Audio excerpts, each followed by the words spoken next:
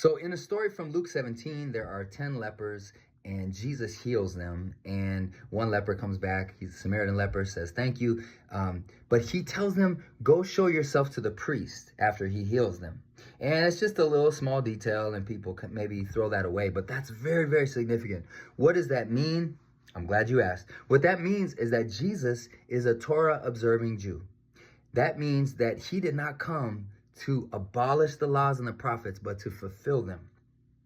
And the reason why that's important is because many of us have fallen into rhetoric that is supersessionistic or that falls into Christian supremacy. And what does that mean? Well, there was this understanding, and many of us have heard it from a pulpit where they say, well, those Jewish people, they were enslaved to the law, and then Jesus showed them what was up. Or they'll say, ancient Jewish culture, they didn't even talk to women, and then Jesus, talked to women. Isn't that great?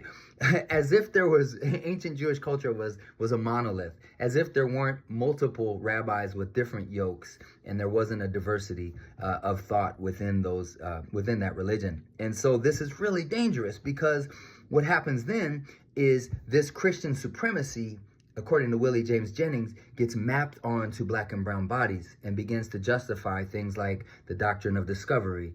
It justifies a transatlantic slave trade. It justifies the Shoah in the 1940s in Germany. It justifies boarding schools and on and on and on. And a lot of the awful things that have been done in the name of Christianity have been done because of the groundwork that was laid through supersessionism and Christian supremacy. So it's really important that we have to be mindful of our discourse, that we make sure to remember that those of us who are Christian, we are grafted into the tree of the promise, right?